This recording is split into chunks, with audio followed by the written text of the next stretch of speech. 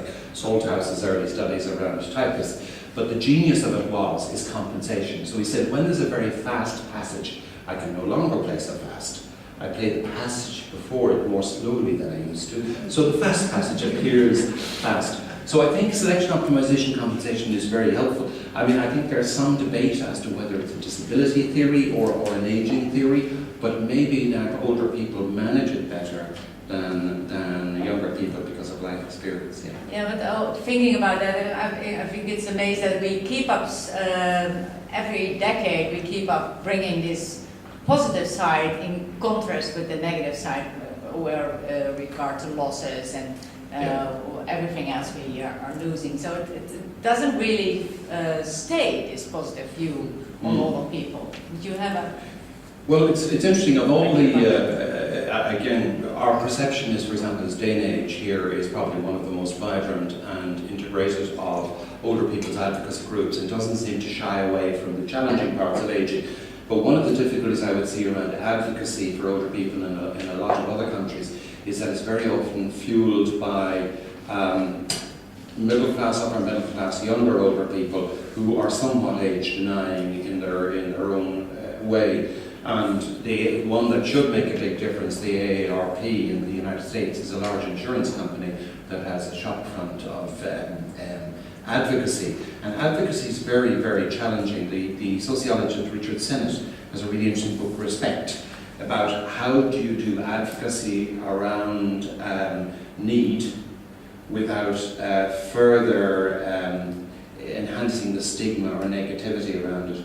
And it really is very challenging. And it's interesting how advocacy nearly always seems to be taken as a positive thing. Advocacy is good, but advocacy can have its negativity and downsides. So I think it's the question, and for example, it's how well older people's advocacy organisations will work with gerontologists and geriatricians and old age psychiatrists, which I understand in Denmark they do well, but in other countries they don't.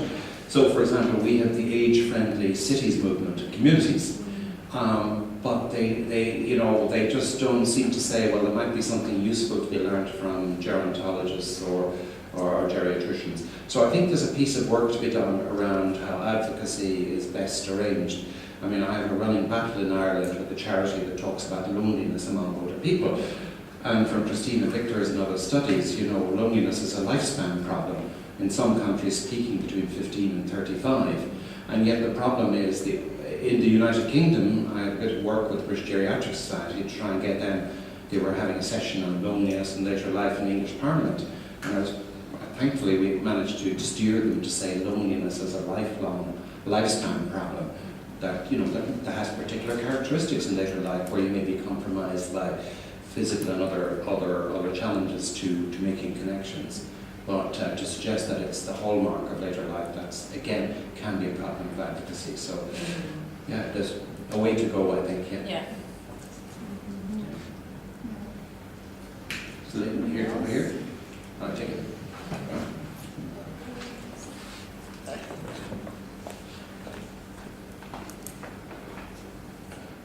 Do you today see cultural differences across the world, or do you think this is... It doesn't work. Is there cultural differences across the world? Yeah, no, there are cultural differences. One of the really interesting areas here is well, I'm just reviewing the paper about a worldwide survey of ageism, so I can tell you it happens everywhere. Though it's interesting, one of the points in the paper is that in higher income countries with greater health equality there's less ageism. And my point back as a reviewer would be, that would be nice if it was true that it's improving or can improve in that way.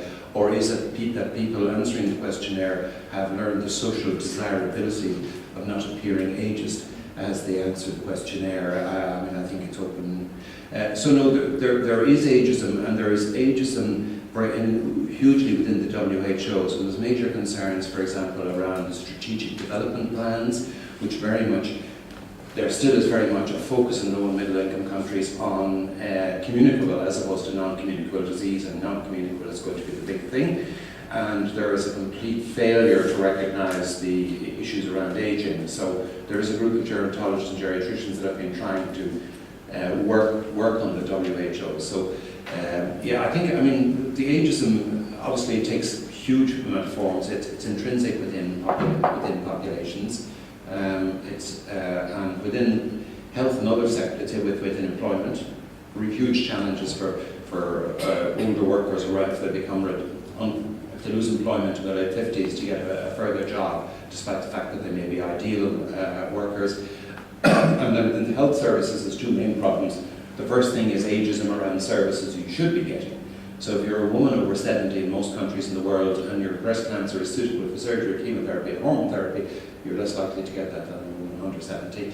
So that's the first thing, is reduce access to the services everybody should have. And then is a failure to age attune the services. So, you know, but we've got to look at history of the struggle. So when pediatrics first started in the late 19th century, there was a revolt against it by the general physicians who had been looking after children up to that time, and they said, oh, we all look after children. You know, so it took a bit of time to realise that you needed to have an age-attuned approach towards children. And I think developing widespread age-attuning in nursing, in all the professions, is a global challenge. Yeah.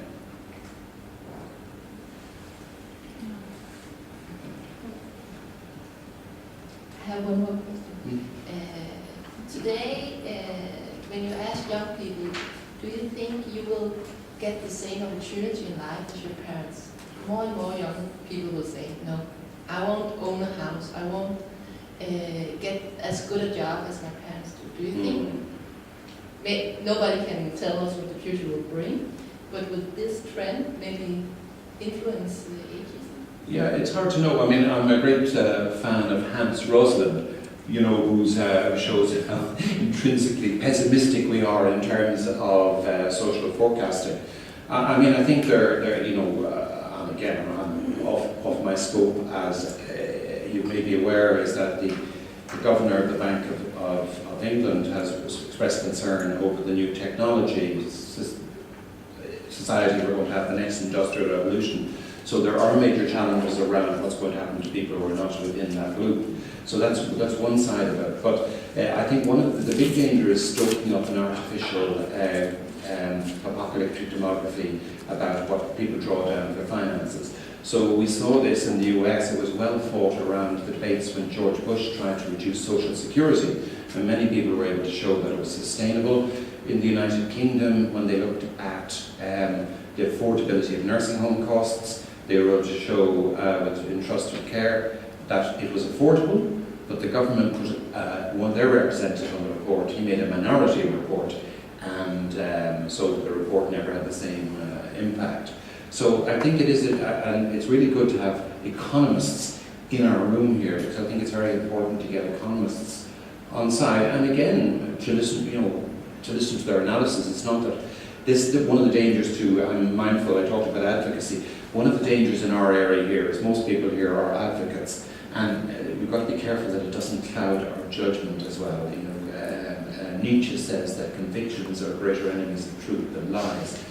So coming back to what you're saying, there is already you know, the potential for intergenerational strife. There's a literature out there, you know, which and one of the surprising things about the literature too is its fostering of jealousy. So, for example, if older people in the US get Medicare, instead of taking it away from them, you know, the population should be saying, well, why don't we have a health system for us as well? You know, so it's quite interesting. So it's a debate that I think gerontologists need to be articulate in and to contribute to. Yeah.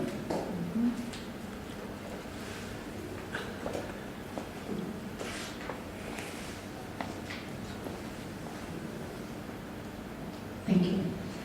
In Denmark, we've had this concept of dementia friendliness. I know you have in UK as well, because it came from the UK. And it's become quite a buzzword. We need to be dementia friendly.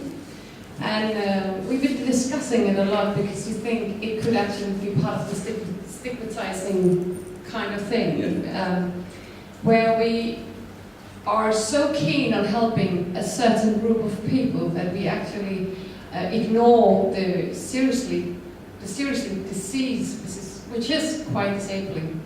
So instead of, recognizing the troubles that these people actually are having, we are given this over-positively kind of stories of dementia. So where do we find the balance between the positive use of living with a disease and the negative use of living with a disease? No, you're absolutely right there, and I have a research council funded grant around dementia-friendly hospital design, and one of our big discussions was, should it be cognitive-friendly? And the big problem is that the father of universal design is this man called Ed Steinfeld in Buffalo, and this really arose from the time when people consider disability largely in terms of physical and sensory deficits and not cognitive deficits. So the problem really is, how we have tackled it is, because dementia-friendly has become sort of the word, we would rather cognitive-friendly. We turned it into dementia-friendly through universal design. So it's about actually building up universal design that it includes cognitive deficits. Yeah. So the problem lies with the unevolved nature of universal design, that that dementia was kind of invisible or part of the furniture and they didn't see it there. But you're absolutely right. It would be nice, it would be better if we said universal. Or, in fact, there's even a debate now about universal design, because universal design seems like an impossible. So the word that they tend to use is inclusive design. So if ideally, we would join forces between physical, sensory, and cognitive disabilities and have an inclusive design. Yeah.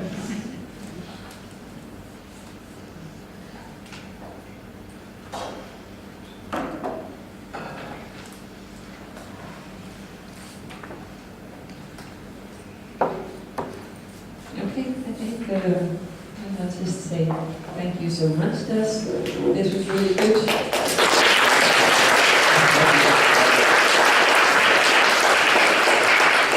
It was really good ending for the day. And we're also sort of on time, almost. And so I would just like to thank everybody for participating and for presenting and asking questions and all that. And you will all receive email from us containing at least some of the presentation slides, at least those ones from the project. I haven't really talked with the external guests yet about whether or not they want to share their slides, but you will get it at least from the mature team. And please remember to visit our homepage and Facebook or LinkedIn or whatever you are preferring to use. And just follow our project and you will learn